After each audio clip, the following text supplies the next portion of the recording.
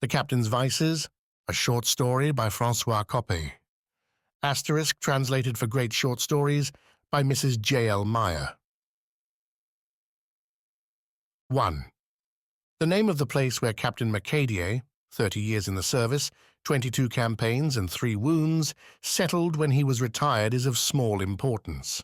It was a place similar to all the little cities which strive to acquire, but do not acquire, a branch railway station.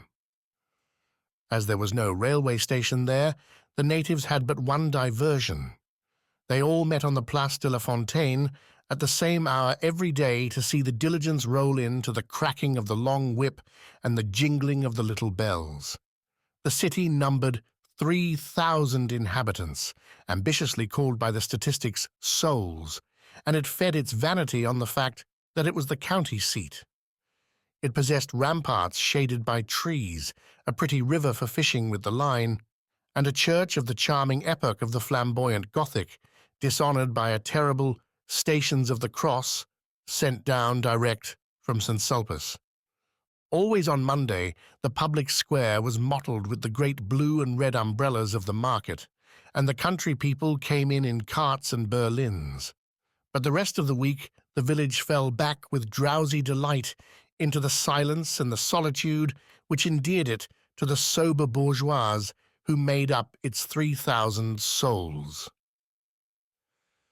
The streets were paved in little patterns, and through the closed windows of the ground floors could be seen bouquets made of the hair of the departed, or of some other hair, and wreaths of orange blossoms on cushions under glass shades.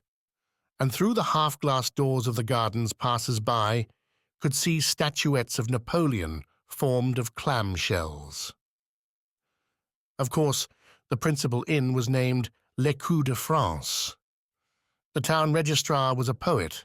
He rhymed acrostics for the ladies of the best society of the place.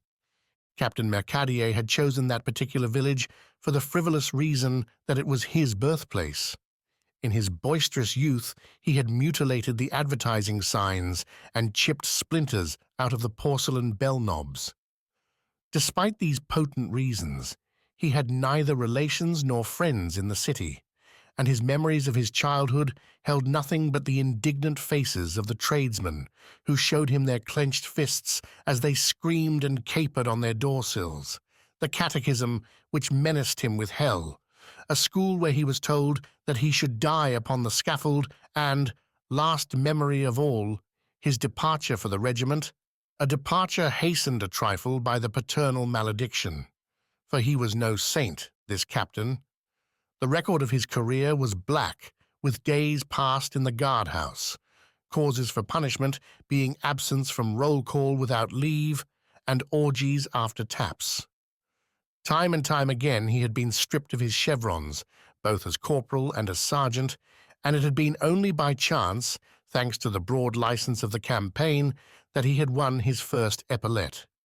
Stern and bold soldier, he had passed the greater part of his life in Algeria, having enlisted at the time when our men in the ranks wore the high kepi and white crossbelt and carried the heavy cartridge box.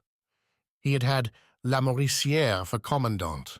The Duc de Nemours, who had been near him when he received his first wound, had decorated him, and while he was sergeant major, old Bugeaud had called him by his given name and pulled his ears. He had been a prisoner of Abdelkadir. He bore the scars of a yataghan on his neck, carried one bullet in his shoulder and another in his leg, and despite absinthe, duels, and gambling debts, and the almond-shaped black eyes of the Jewesses, he had forced victory at the point of the bayonet and the sabre, and so won his grade of captain in the 1st Regiment of Cuirassiers. Captain Mercadier, 30 years of service, 22 campaigns, 3 wounds, had just been retired, and for the first time drawn his half-pay, not quite $200, which, added to the $50 accompanying his cross, placed him in the condition of honourable poverty reserved by the state for the men who have best served her. The captain's entrance in his native town was devoid of pomp. He arrived one morning in the imperial of the diligence, chewing the remains of an extinct cigar, and talking and laughing with the driver, to whom, during the journey, He had narrated the story of how he had passed the iron gates. His auditor had cut the narrative by oaths or by gross threats addressed to the straining mare upon the right, but Mercadier was indulgent, and he had told his history to its end. When the diligence drew into the Place de la Fontaine, he flung down an old valise covered by labels representing all the railroads that he had travelled when he changed garrison, and 3 minutes later the assembled citizens were stupefied by the spectacle of a man wearing the ribbon, standing at the zinc counter of the nearest wine shop and drinking and cracking jokes with the driver. The fact of his ribbon would have been exciting had there been nothing else. Mercadier, captain of the first, installed himself in soldier fashion very summarily in a house in the suburbs, where 2 captive cows were lowing, and where ducks and chickens waddled or strutted with uplifted claw, passing and repassing the open door of a wagon house. Mercadier had seen a sign, "Furnished room to let," and preceded by a lady as dragoon-like as himself, had mounted some stairs, guarded by a wooden railing and perfumed by the strong odours of a stable, and had entered a large room with a tiled floor, with walls gaily covered with paper, representing, in bright blue on a white ground, Joseph Poniatowski, multiplied ad infinitum and leaping courageously into the Elster. It is probable that there was some subtle power for seduction in this bizarre decoration, for without an instant's hesitation, without forebodings as to the almost inevitable discomfort presaged by the hard straw chairs, the stiff, neglected black walnut furniture, or the narrow bed with curtains yellowed by their years, he closed the bargain, and in a quarter of an hour he had emptied his trunk, hung his clothes, set his boots in a corner, and decorated the blue walls with a trophy composed of 3 pipes, a sabre, and a brace of pistols. That done, he sallied forth, visited the grocery and the wine shop across the way, bought a pound of candles and a bottle of rum, returned to his room, set his purchases on the mantel-shelf, and looked around him with the air of a man well pleased. Then, according to a habit acquired in barracks and in the field, he shaved without a mirror, brushed his coat, pulled his hat over his ears, and went out in search of a café. This visit to the café was a settled habit. The captain had 3 vices, equally balanced, and he satisfied all their claims. His vices were tobacco, absinthe, and cards. The greater part of his life had passed in cafés, and had anyone denied it, he might have drawn a map of the countries where he had lived, and placed in that map all the cafés, just as they had stood when he had visited them. He was never at his ease unless seated on the smooth velvet of a café bench before a square of green cloth, on which, as he played his games, glasses and saucers accumulated, and his cigars were never just right unless he could strike his matches on the rough underside of the marble table. And he had never failed, having hung his sabre and his kepi on a peg, to settle down into his chair, unbutton some of the buttons of his vest, to heave a sigh, and to cry out, "There, that is better." So now his first care was to choose his café, and having gone round the city, not finding just what he wished for, he fixed his critical eyes upon the Café Prosper, at the angle of the Place du Marché and the Rue de la Paroisse. It was not his ideal of a café. The exterior offered several details smacking too much of the province. For instance, that waiter in the black apron, the little yew trees in boxes painted green, the tables covered with white oilcloth. But the captain liked the interior, so he took his place there. Immediately after his entrance, he was rejoiced by the sound of the call bell, pressed by the fat hand of the stout, florid cashier, dress of summer lightness, a red ribbon in her well-oiled hair. He saluted her with the gallantry of an officer, retired. He noticed that she held her place with majesty sufficient to the occasion, and that she was flanked by quaint pyramids of billiard balls. The café was bright and clean, and evenly carpeted with yellow sand. He sauntered around the room, looked into the mirrors, and at the pictures in which musketeers and ladies in riding dress sipped champagne in landscapes full of hollyhocks. He ordered drinks. Flies were dying in his wine, but he was a soldier, habituated to witness death. As a man, he was indulgent, and he ignored the very visible tragedies with a stoicism grounded by long experience in wild countries, where insects bathe in wine with a familiarity strictly provincial. 8 days later, he was one of the pillars of the Café Prosper. His punctual habits were known there. The waiters anticipated his wishes. Soon he ate his meals with the proprietors of the café. The captain was a precious recruit for the café's habitual clients, people who were bored to death by the terrible inertia of the province. To them, his arrival was a windfall. Here was a man who had seen the world, past master of all the games. He told gaily enough about his wars and his love affairs. He was enchanted to find people who were ignorant of his history. It would take 6 months to tell them of his raids, his skirmishes, his outpost duty of a dark night, his battles, his hunts, the retreat from Constantine, the capture of Boumazar, the officers' receptions, with their illimitable number of punches, au kirsch. Ah, human weakness! He was not sorry to be a little of an oracle somewhere, at least. He from whom the subs, just delivered from Saint-Cyr, had fled to escape his stories. As a general thing, his auditors were the master of the café, a fat beer sack, silent and stupid, always in short sleeves and remarkable for nothing but his painted pipes. The constable, a dogged gentleman dressed like an undertaker. He was despised because he carried off the sugar that he could not use in his mazagran. The registrar, the man who wrote acrostics, truly a very sweet-tempered man, and a man of very weak constitution, who sent answers to the riddles in the illustrated journals, and last of all, the veterinary of the county, who, in his quality of atheist and democrat, permitted himself to contradict the captain now and then. This practitioner was a man with bushy whiskers and eyeglasses. He presided when the radical committee met toward election time. When the parish priest took up a little collection among the devotees of his congregation, to the end that he might decorate his church with some horrible gilded plaster statue, the veterinary wrote a letter to the Siècle denouncing the cupidity of the sons of Loyola. One evening the captain left his cards and went out to get cigars. He had just had an animated political discussion with the veterinary. As soon as he was out of hearing, the veterinary muttered some tirades in which could be distinguished such phrases as saber-trailer, braggart, let him keep to facts, smash his face for him, etc. While the veterinary was grumbling, the captain came back, whistling a march and twisting his cane as he had twisted his saber. The veterinary stopped as if struck by lightning, and the incident was closed. But this was only an incident. On the whole, the little community of the Café Prosper had few discussions. The old residents yielded peaceably to the presidency of the stranger.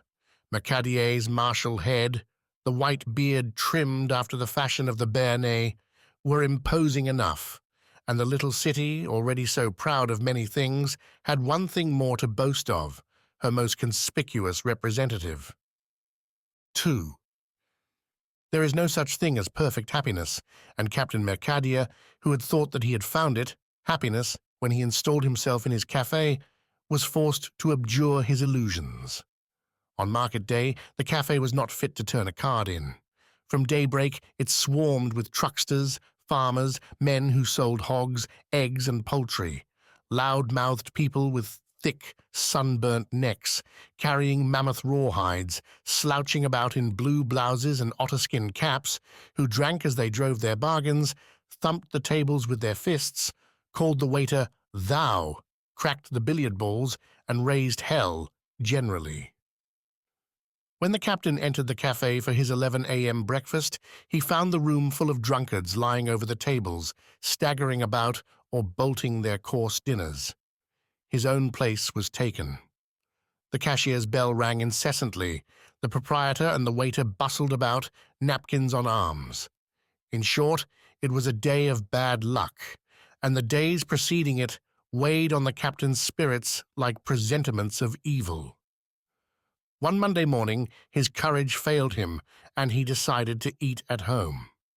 He knew that the cafe would swarm, that he could not eat or drink in peace, that the green table would be unfit for play.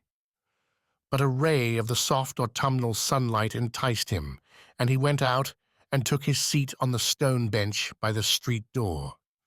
He was sitting there, smoking his damp cigar, melancholy enough, when he saw, coming down the street, a little girl, 8 or 10 years old, driving before her a flock of geese. In her hand she held a switch. Looking fixedly at her as she drew nearer, the captain saw that she had a wooden leg. There was nothing of the father in the heart of the old soldier. He was a hardened bachelor, impervious as a shellback to the feelings of a family father. In the days of his service in Algeria, when the little Arabs had pursued him, imploring him with their soft eyes, he had chased them with a whip. On the few occasions of his visits to his married comrades, he had gone home growling against their ill-kept and weeping young ones, who had pawed his gold lace with unclean fingers. But the strange aspect of this child, the peculiarity of her infirmity, moved him with feelings that he had never known. His heart contracted at sight of the little creature. The wasted frame was barely covered by a ragged skirt and worn-out shirt. And then she followed her geese so bravely. The dust arose in clouds around her bare foot as she stumped along on her ill-made wooden leg. Recognizing their residence, the geese entered the courtyard, and the child was following them, when the old man stopped her. "Hey, little girl!" he cried. "What is your name?" "Pierrette, at your service, sir," answered the child, fixing great dark eyes upon him and putting back her disordered hair. "Do you belong here? I have never seen you until now." "Oh, yes, and I know you well. I sleep under the stairs, and you wake me up every night when you come home." "Truly? Well, hereafter I will come on tiptoes. How old are you?" 9 years old, sir. Next All Saints." "Is the madame your mother?" "No, sir. I am a servant." "What do they pay you?" "They give me my soup and my bed under the stairs." "How did you get that arrangement?" pointing to the wooden leg. "A horse kicked me when I was 6 years old." "Are your parents living?"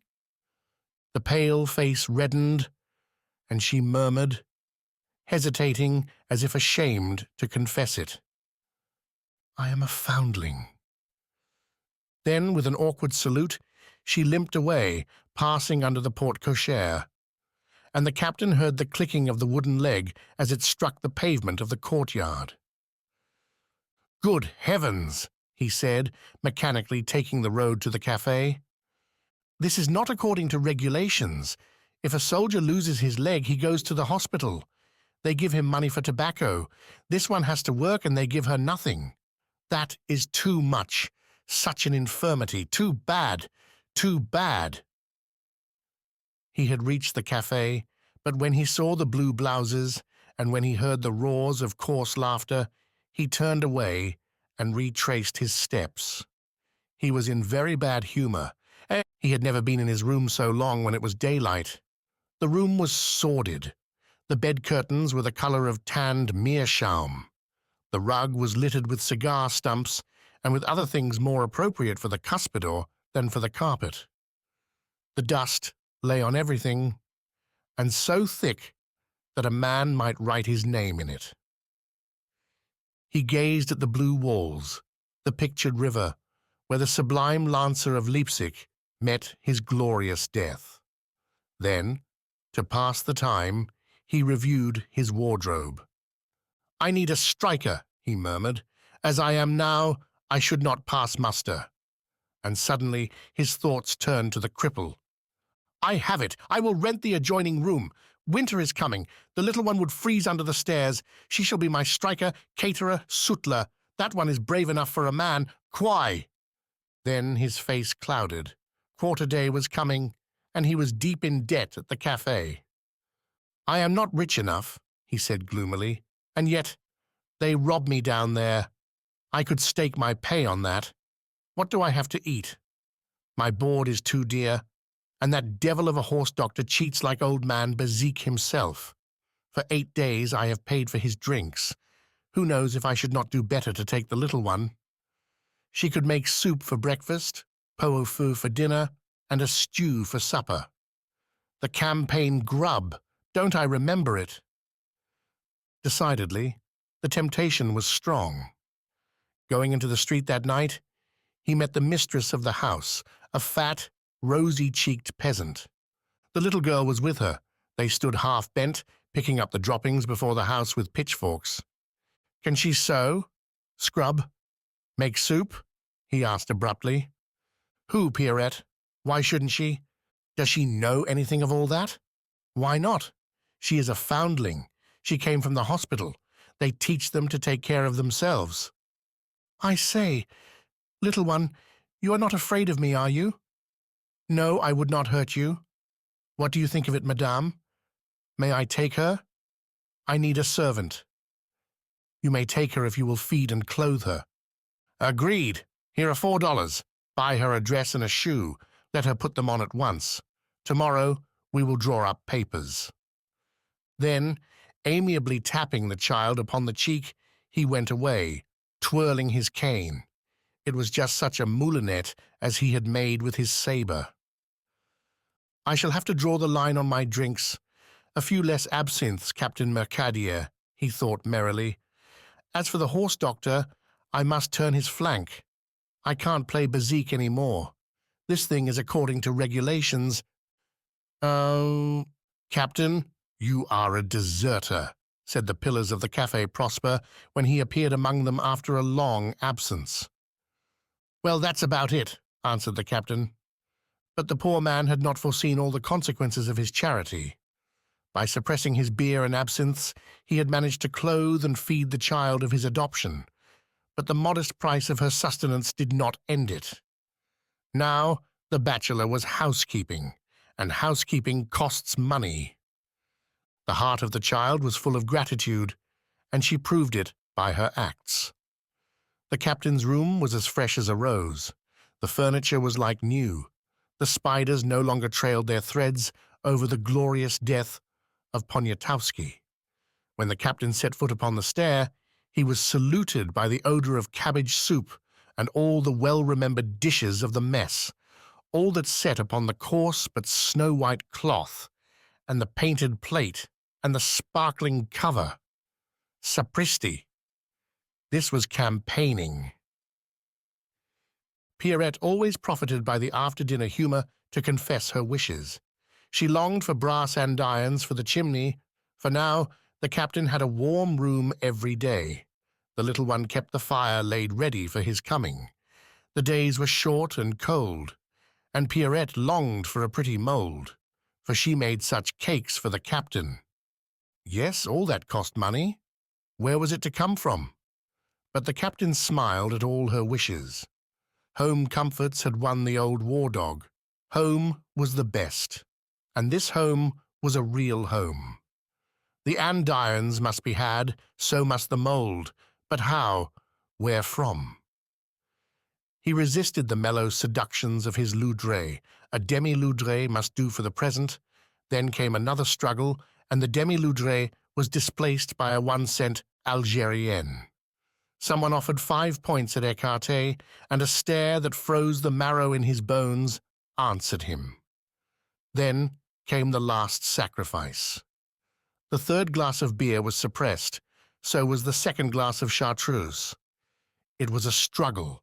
They were on foot, breast to breast. Time and time again the green demon tugged at the strings of his memory. Sometimes it was too strong for him. He entered the wine shop. Then, summoning all his manhood, he triumphed over his tempters, and that night his moulinet was like a whirlwind on a whirlpool. Sometimes, in dreams, he turned the king and cried out a toot. Then, springing from his bed, he stood at attention and saluted with the gesture of a conqueror. "Drink, play, tobacco, ho, ho, not according to regulations." He was not superhuman, but he had been a soldier. Mercadier, 1st Cuirassier, Army of France, retired. He loved his little adopted daughter all the better for the sacrifices made for her, and each time that he controlled his vices, he kissed her more tenderly. For he kissed her. She was no longer a servant. That was past. Once, when she had stood silent and respectful on her wooden leg, his pent-up feelings had burst their bounds. He had seized the thin hands and cried out furiously, "Come here and kiss me. Then take your place at the table and talk to me. Give me the pleasure of hearing you say 'thou' to me. Mille tonnerres." So that was settled. She was his daughter. The child had saved him from an inglorious old age. He had cast aside the vices of the egotist, and to fill their place, he had taken a passion for all eternity, the love of a father for his child. He adored the little infirm creature who limped around him in the coquettish, well-ordered room. He had taught Pierrette to read, and now, recalling his own early lessons, he had set her a copy in writing, and he was never happier than when he sat in his polished chair, watching the child bending over her copy, or, with face close to the paper, lapping up an ink spot as a kitten laps up cream. She had copied all the letters of the most interminable of adverbs. Now he had but one cause for anxiety. He had nothing to leave her. He had taken a mania for saving. He was almost a miser. He planned and theorized. He must give up his tobacco. Even the blue National was too dear for him. He was saving money from his allowance. He would buy out a little fancy store, and then he could die in peace. Pierrette would have her shop, and behind it there would be a little room. He pushed his pipe away even when Pierrette filled and lighted it. If she had that shop, she could live in the room back of it, obscure and tranquil, in spite of her wooden leg. She could live then, and so, when on the walls of her little room, she would hang the cross, hard won by gallant and meritorious conduct in the field. It would remind her of the captain. He walked with her every day on the parapet of the ramparts, and now and then the peasants, passing through the town, turned to gaze after the strange pair. They wondered at them, the veteran untouched by all his wars, the child crippled, though still so young, and once the captain wept for joy. He had heard what they said. Poor old man, what tales he could tell, but his daughter, how pretty and how sweet.